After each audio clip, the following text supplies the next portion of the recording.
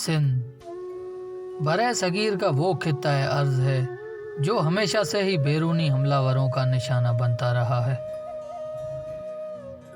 यही वजह है कि सिंध में मौजूद कई कदीम किले माजी के उन हालात की निशानदही करते नजर आते हैं।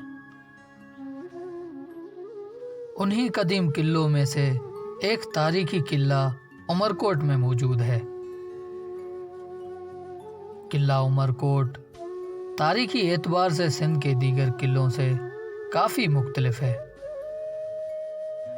ये किला उमरकोट के ठीक ऐन वस्त में वाक़या है, जो इस शहर की खूबसूरती में इजाफे का बायस भी है। इस किले को 1020 ईस्वी में तामीर किया गया, जबकि इस किले का कुल रुतबा तकरीबन 17 एकड़ एराजी पर मुहित है। किले का मरकजी दरवाज़ा 2 मजबूत बिरजों के दरमियान में वाक़या है। किले की दीवारें तकरीबन 14 फीट चौड़ी और 35 फुट ऊंची है। उमरकोट किले की तामीर के हवाले से माहिरीन की 2 राय हैं। कुछ माहिरीन का कहना है कि इस किले को तामीर बादशाह उमर सुमरो ने करवाया, जबकि कुछ का कहना है कि इस किले को दरअसल अमर सिंह नामी राजपूत हुक्मरान ने तामीर करवाया,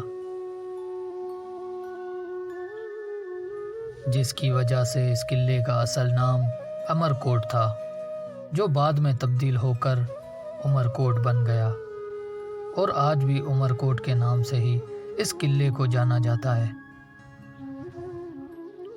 वक्त गुजरने के साथ राजपूतों ने यह किला कलोड़ा हुक्मरानों के हवाले कर दिया, जबकि कलोड़ों ने किला बाद में जोधपुर के एक राजा को भेज दिया।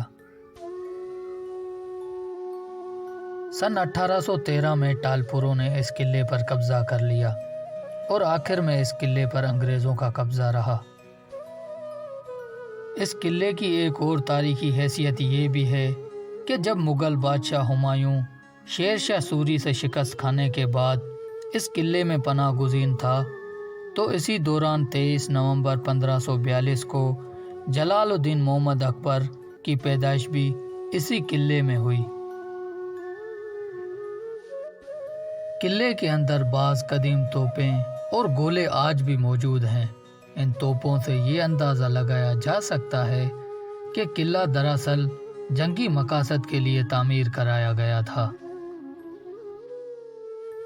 इस किले के अंदर बरतानवी दौर के अंग्रेज़ डिप्टी कमिश्नर की कब्र भी मौजूद है, जो कि ज़िला थरपारकर का डिप्टी कमिश्नर था।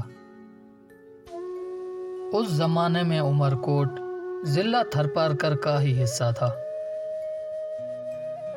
जुग्राफियाई लिहाज से अगर देखा जाए तो यह किला रेगिस्तान के बिल्कुल इख्तितामी लकीर पर बनाया गया है, जो एक लिहाज से सरहद का काम भी करता है।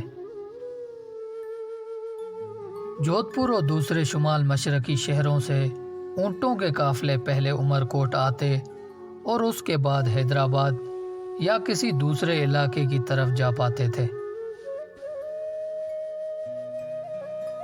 किले के अहाते में एक अजायबघर भी मौजूद है। इस अजायबघर में जैन मत मुजस्मे भी रखे गए हैं, जो कि नगर पारकर के मंदिरों से लाए गए हैं।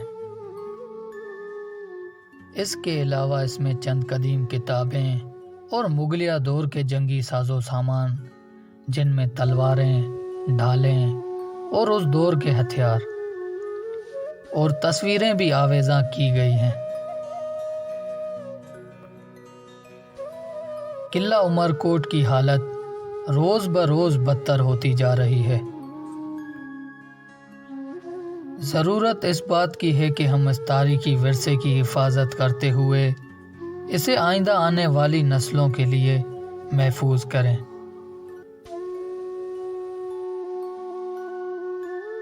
दोस्तों, उम्मीद करता हूँ आज की वीडियो आपको पसंद आई होगी। वीडियो पसंद आने की सूरत में वीडियो को लाइक करें, अपने दोस्तों के साथ शेयर करें और हमारे चैनल को सब्सक्राइब करें, ताकि आने वाली हर नई वीडियो की नोटिफिकेशन बर वक्त आपको मिल सके। इंशाल्लाह जल्द हाजिर होंगे किसी और वीडियो के साथ।